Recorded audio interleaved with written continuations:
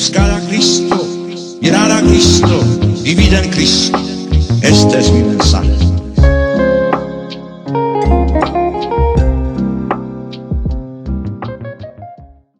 Muy buenas tardes, una vez más aquí Gustavo Mejía en Tinto con Wojtyla. Nuevamente nos reunimos aquí para compartir un poco sobre la teología del cuerpo de San Juan Pablo II.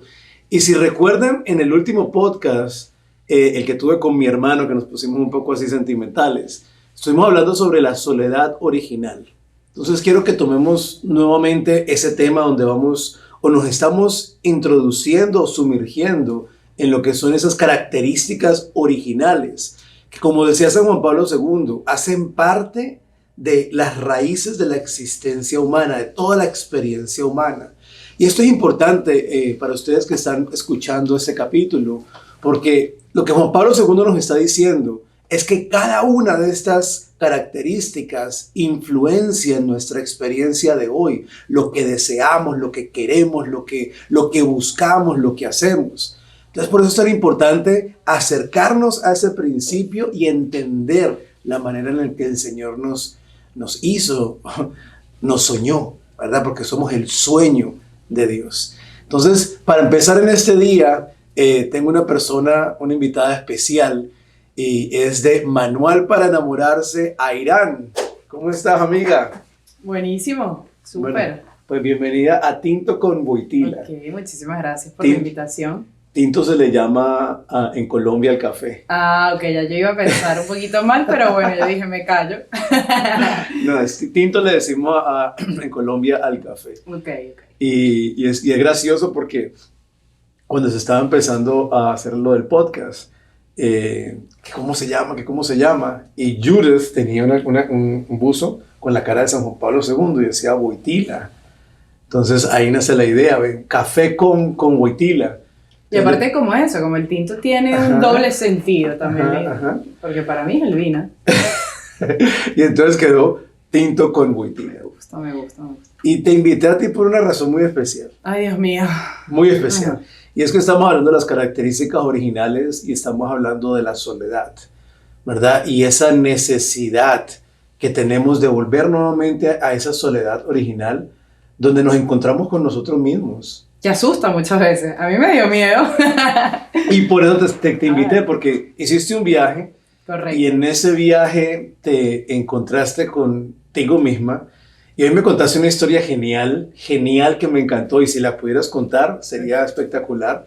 Pero antes de empezar a hablar de tu viaje, es recordar que en esta soledad original, San Juan Pablo II nos habla de ese momento en el que crea a Adán, ¿verdad? Y cuando crea a Adán, lo crea solo. Pero es una soledad pedagógica, ¿verdad? No es como que Dios se equivocó. Como que miércoles hice de a dos y hice de a uno. Vamos a dormirlo para hacer después a Eva. No, es una soledad pedagógica. Es esa soledad en la que Dios quiere que Adán se encuentre consigo mismo, ¿verdad? Se dé cuenta de su dignidad, se dé cuenta de su humanidad. Y va a ser precisamente en esa soledad donde Adán se da cuenta que él tiene intelecto, ¿verdad? Que tiene, a diferencia de los animales, él tiene capacidad de intelecto, ¿verdad? Que él tiene la capacidad de ser consciente de su conciencia. Porque tú qué dices, Ayrán, a ver, cuéntame una cosa, ¿tú qué crees? ¿Los animales tienen conciencia? No creo. Bueno, los animales son conscientes. Si ves el mío, pues yo no creo. A ver, pero llevémoslo al nivel literal. ¿Son conscientes los animales? No, tienen instinto. Tienen instinto y tienen cierta conciencia, porque cuando tú llegas a la casa, tu perra es consciente de que llegaste o no. Correcto, sí. Pero no es consciente de su conciencia. O sea, tu perra nunca dice, estoy feliz porque llegó a Irán. ¿Por qué será eso? Claro. O sea, ¿por qué razón yo quiero ir a Irán? No hay Sabe conciencia. que lo siente, pero no sabe más. O sea, no sabe el por qué, digamos. Y eso es lo que descubre Adán. O sea, Adán en su soledad, él descubre que es consciente de su conciencia. Él se va a dar cuenta que tiene todo un mundo interior, ¿verdad? Que dentro de él hay muchas cosas, hay un mundo afectivo, ¿verdad? O sea, toda esa emocionalidad. Él se da cuenta, además, que él quiere compartir ese mundo interior. Así que en la soledad, de cierta manera, nos encontramos a nosotros mismos. Y creo yo que por eso hay tanto ataque a la soledad y el silencio hoy.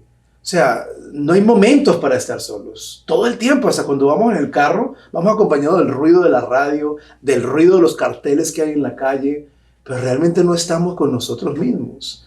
Y antes de llegar a tu viaje,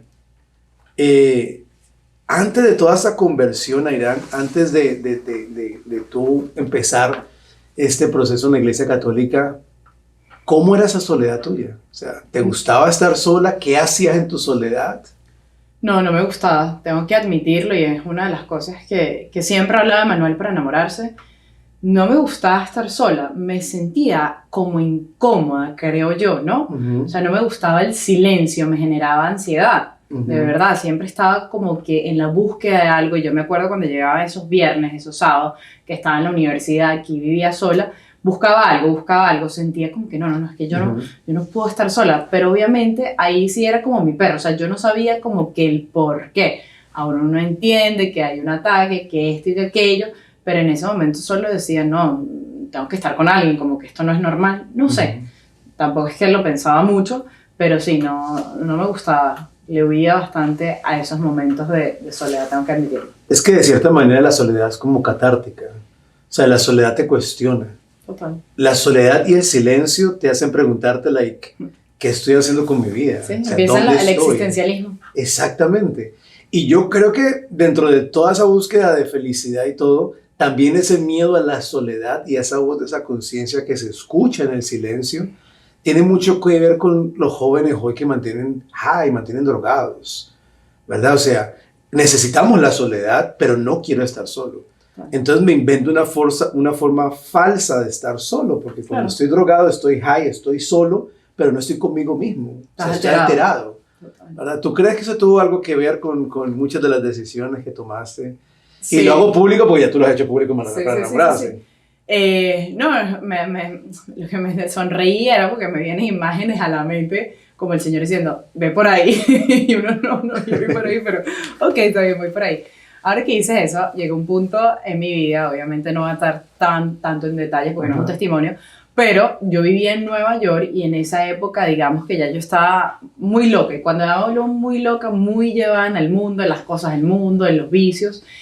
Y esas preguntas, cada vez que yo estaba más adentro, digamos, del vicio y del mundo, el ruido en mi cabeza era más fuerte. Esa pregunta en mi cabeza era más fuerte. ¿Para qué sirvo? ¿Para qué estoy aquí? Y eso que yo estaba estudiando y estaba haciendo un máster y súper bien, pero con todo y eso me sentía que no entiendo qué estoy haciendo. O sea, estoy estudiando periodismo, quiero hacer producción de televisión, tengo un trabajo y con todo eso no entendía el significado de mi vida, mi propósito, mi para qué, la pregunta más fuerte.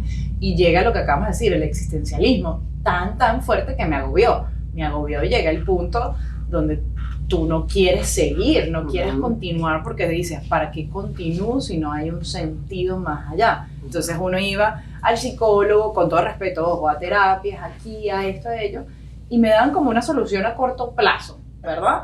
Pero yo sentía que el problema era mucho más profundo y que aunque ellos me lo decían, por ahí no era. Entonces sí me encontré con esas preguntas, ese ruido y ese ataque tan fuerte que no quiero seguir.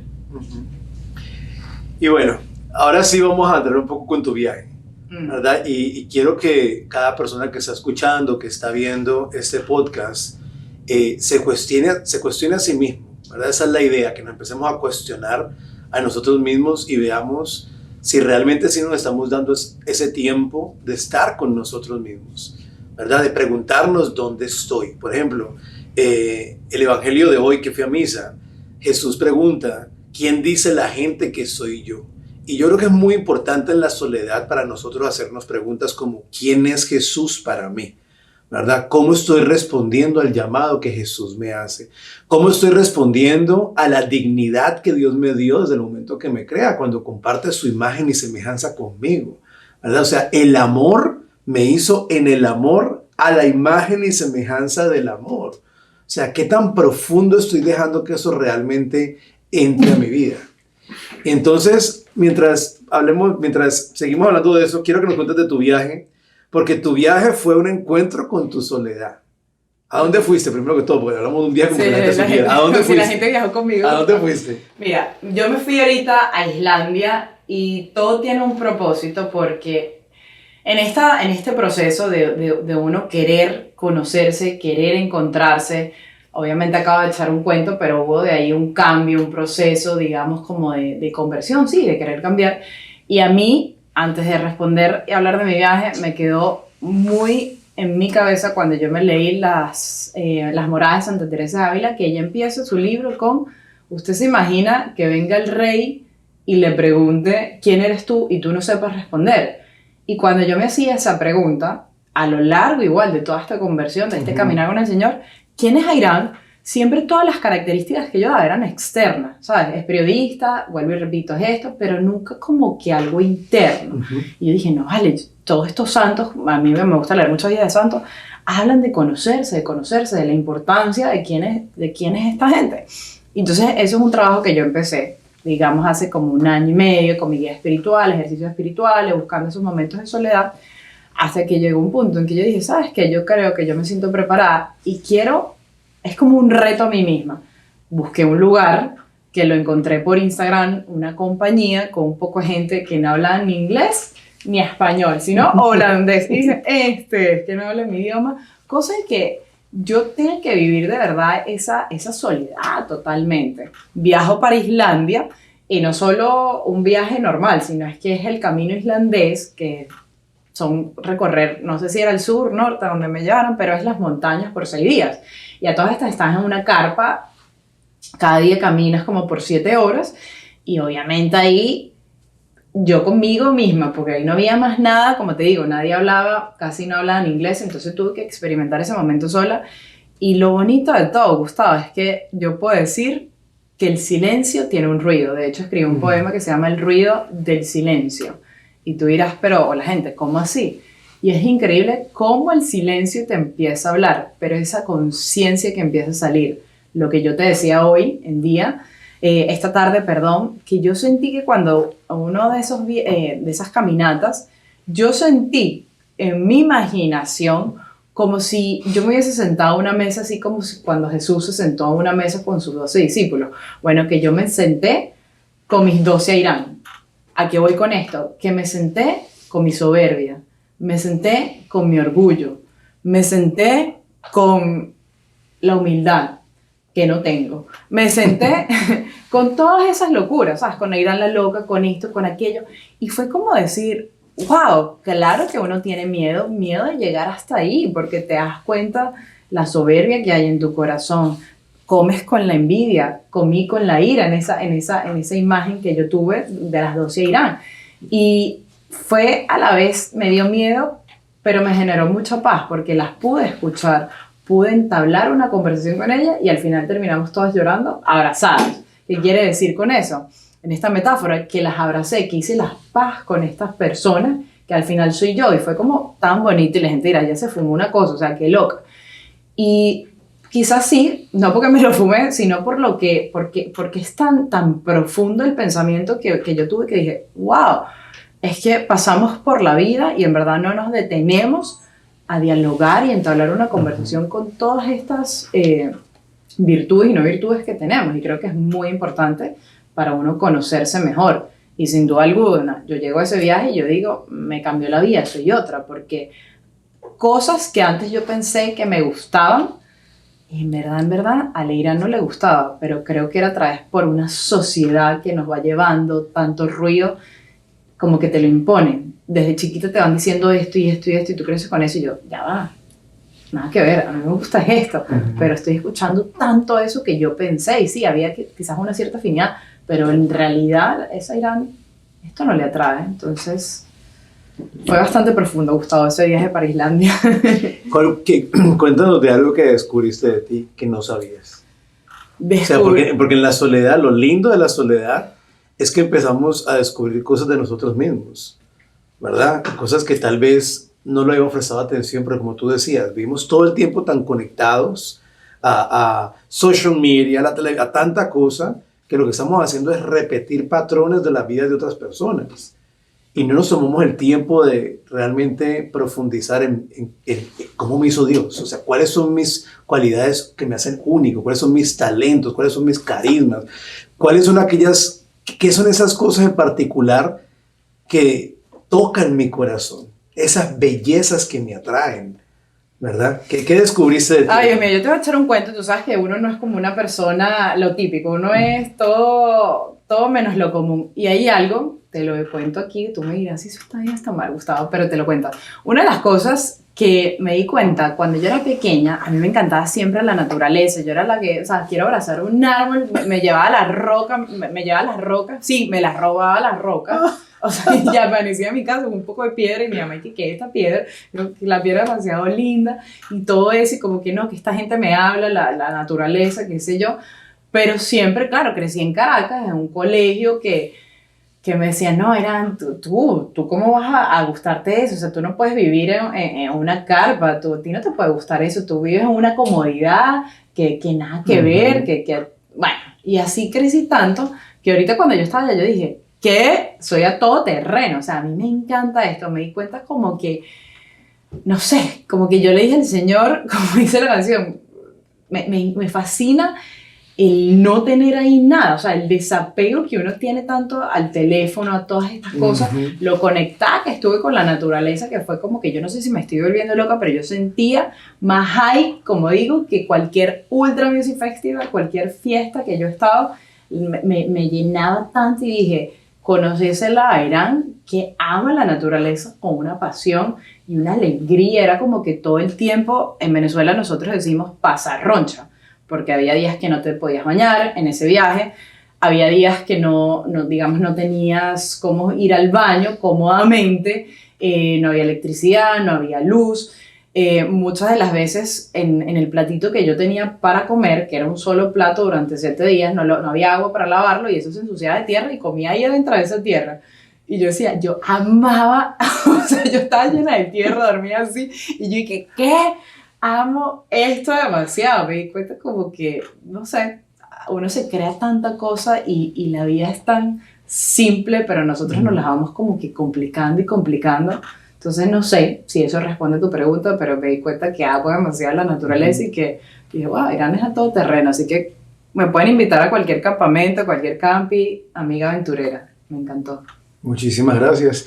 Y algo más que también es importante que nosotros sepamos es que la soledad y el silencio de nosotros como cristianos, de nosotros como católicos, no es una entrada al vacío, ¿verdad? Como en el budismo, o el taoísmo, o el confucianismo, muchas de estas creencias orientales, que lo que ellos hacen es entrar a la nada, ¿verdad? Es tener la conciencia completamente quieta y vacía cuando hacen sus meditaciones trascendentales y todo eso. No, la soledad de nosotros es una soledad acompañada, ¿verdad? Porque sabemos que el Señor está con nosotros en esa soledad. O sea, parte de la importancia de la soledad es darme cuenta que no estoy solo. Total. ¿Verdad? Que el Señor está constantemente conmigo. Hubo una anécdota que me acabo de acordar.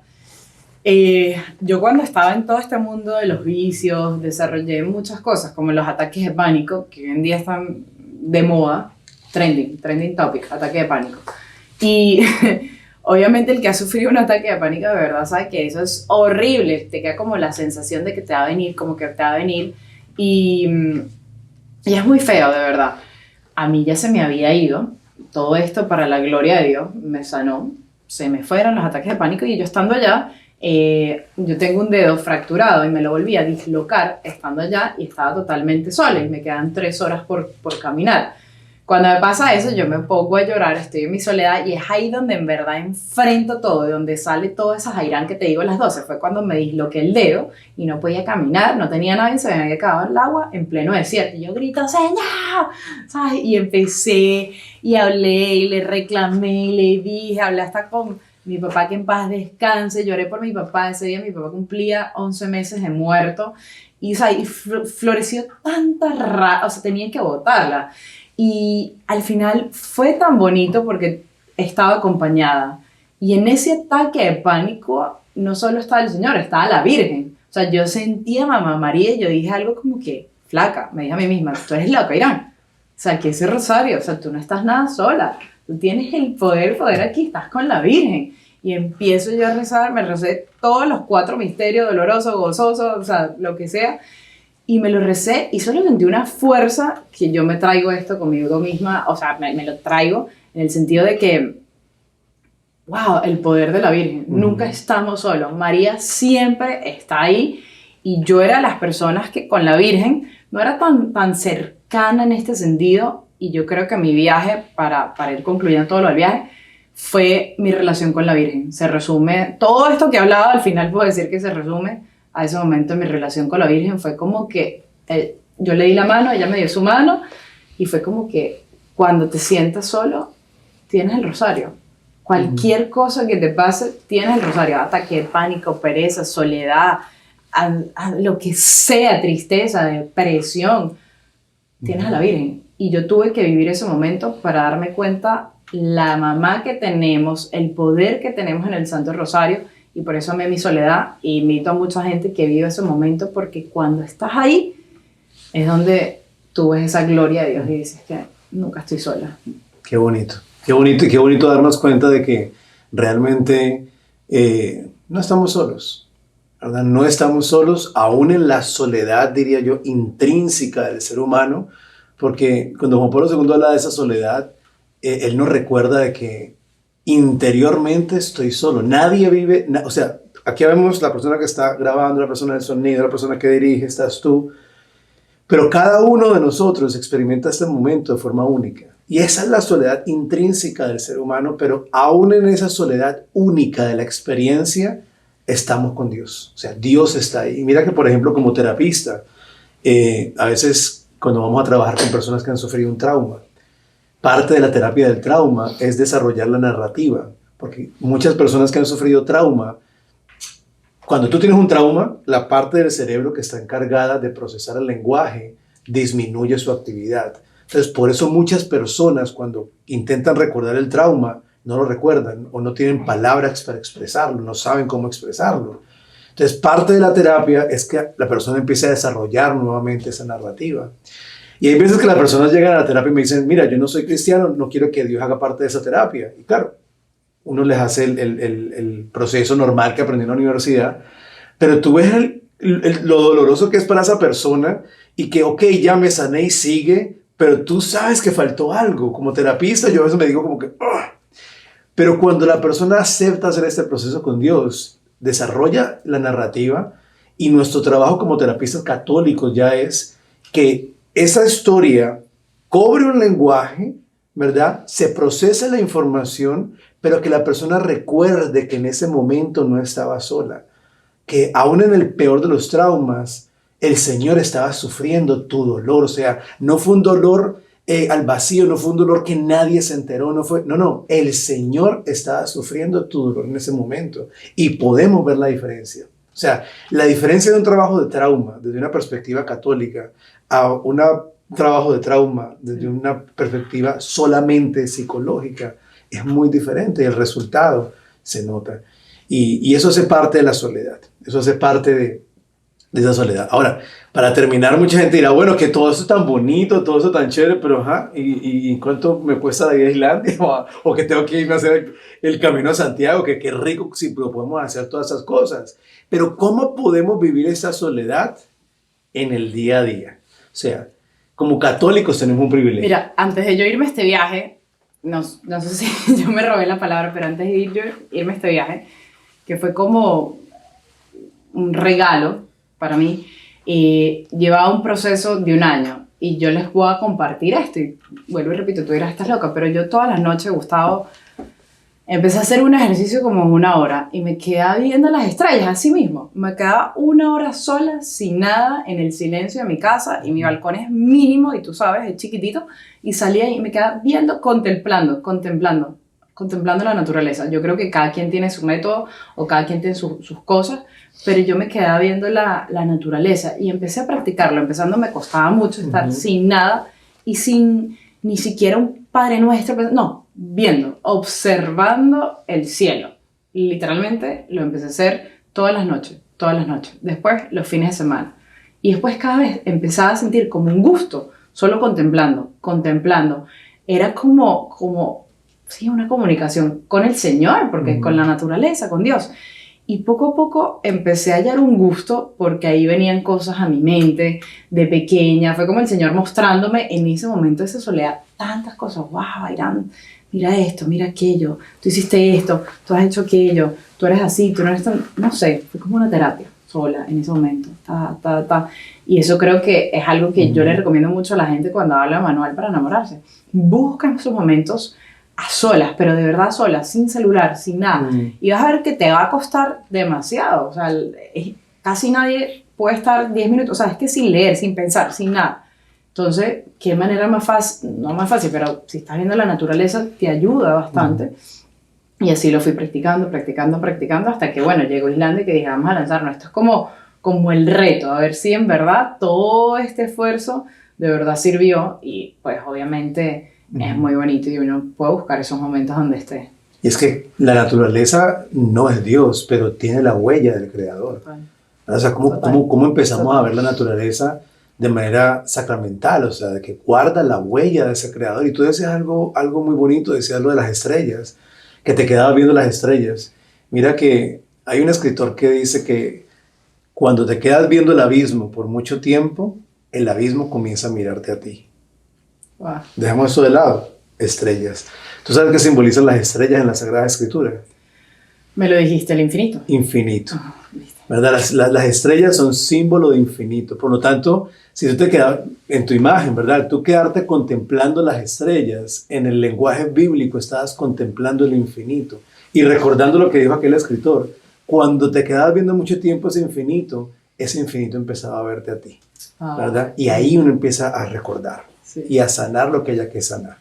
Así que qué bueno poder tener esos momentos de silencio. Pero hay otro lugar que tú vas mucho, porque la gente no vaya a pensar como que, bueno, pero es que eso ya es como nueva era, hippie. No. Hay otro lugar que los como católicos somos privilegiados. Hippie católica. En el cual podemos encontrarnos con la soledad y el silencio. Y tener otro tipo de contemplación, donde contemplamos a Jesucristo Eucaristía, ¿verdad? Las capillitas de adoración. Que el contemplar, ya lo hemos dicho antes, significa entrar al templo.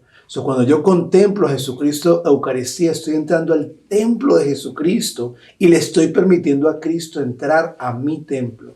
Entonces, ¿cómo esa soledad y el silencio como católicos lo podemos vivir en una adoración eucarística, en una hora santa, visitando una capilla? Y yo creo que eso ha sido muy importante en tu proceso de sanación, ¿verdad? Totalmente. Cuéntanos un poquitico de eso. Totalmente. El Santísimo, mira, toda mi conversión empieza en el Santísimo. Yo no sabía que era un Santísimo, ahí el Señor me conquista, sin yo saber que estaba un Santísimo. Y cuando yo salgo de esa conquista, esa primera vez, ese querisma, esa euforia, yo como que, ¿qué es esto? Ya no entendía nada, ¿no? Entonces me fui a hablar con el padre Osvaldo y el padre me dice, empieza a ir para allá, para esa... Yo le decía, pero el pedacito de pan. Sí, el pedacito, porque yo no sabía nada. Entonces, sí, el pedacito de pan, ok, sí va. Y yo me iba y era como que, bueno, o sea, qué incómodo aquí y tal. Pero poco a poco, yo como todo, disciplina, obediencia, reto. Soy muy de reto, Gustavo. Entonces yo me lo propuse hacer por 33 días seguidos, la edad de Jesús. Todos los días 1 hora. Y hubo algo que ahí, como tú dices, lo mismo que en la naturaleza, pero mucho más profundo. No se puede explicar con palabras, solo hay que vivirlo. Tienes que vivirlo, tienes que estar ahí para sentir todo lo que empieza a pasar en tu vida. O sea, a mí el Señor, como si me hubiese mostrado, te vuelvo y te repito, de chiquita hasta la edad que tenía en aquel entonces, fue como mostrarme toda la vida, ¿sabes? Y yo, wow, y me empecé a dar cuenta de tantas cosas, fue por fin detenerme y como que empezar a reflexionar, a entrar en mi mundo interior, a darme cuenta de tantas bellezas y tantas cosas no tan lindas que tenía que cambiar, porque ahí fue el primer momento donde yo reconocí, wow, es que tienes que cambiar demasiado, porque era la soberbia, ¿sabes? Uno, no, yo sí, bueno, porque no he matado a nadie. ¿Qué? ¿Sabes? Mira todo lo que has hecho. Entonces, en ese momento del Santísimo. Y me gustó mucho y me quedé enviciada, me quedé pegada, Gustavo. Y yo digo que uno, en esta vida, en este caminar católico, uno tiene que ir todos los días, 1 hora diaria, si puedes 1 hora diaria, o por lo menos, como decía Santa Faustina, aunque sea saludarlo, pero ir. Es la única... Estamos en una batalla espiritual. Y si uno no va, ¿cómo logras ese silencio, esa paz? ¿Cómo es lo único? Entonces a mí me encanta, de verdad, que yo me la paso en el Santísimo. Creo que nos ayuda mucho. Cada vez que yo leo un libro, a mí que me gusta leer bastante, es como que, ¿para qué ir a otro lado si tengo al maestro de maestro que me los puede explicar? Entonces, practicar ahí también el silencio, que lo tienes que practicar porque no puedes hablar, digamos, a los alrededores. No puedes sacar el teléfono. También es un lugar donde hoy en día lo podemos usar los jóvenes para desconectarte del teléfono. O sea, te lo pones como un reto. Y de verdad, yo no me acuerdo en qué momento hice como algo que no iba a ver el teléfono como por 2 meses. Entonces me la pasaba ahí, o sea, metí en el Santísimo para no verlo. Entonces sí. Y como la idea es que de estos podcasts que estamos haciendo, nos aprendamos y crezcamos, pues yo los invito a que antes de que vayan a ver el próximo, cuando lancemos el siguiente capítulo, que vamos a hablar ya de la unidad original, durante esta semana pongámonos ese reto. Vamos al Santísimo todos los días. Si puedes, 1 hora santa. Si no se puede, ve el tiempo que puedas, pero durante esta semana, para llegar a la unidad, preparémonos en la soledad. Y en la soledad yo me conozco, me pertenezco y empiezo una relación con el Señor de tal forma que me preparo para poderme donar y entregar a la otra persona. Así que toda esta semana yo te quiero dar ese reto. Antes de escuchar el próximo capítulo, empieza a crear una rutina de soledad y silencio con el Señor. Aira, muchas gracias por estar con nosotros. Que el Señor te bendiga, que bendiga Manual para Enamorarse, que bendiga todos tus proyectos, porque realmente que es mucho bien el que el Señor está haciendo por medio tuyo. Así que muchísimas gracias y bendiciones. Amén. Gracias, Gustavo. Gracias a todos ustedes. Y aquí los dejamos con Tinto con Wojtyla. Mirar a Cristo y vida en Cristo. Este es mi mensaje.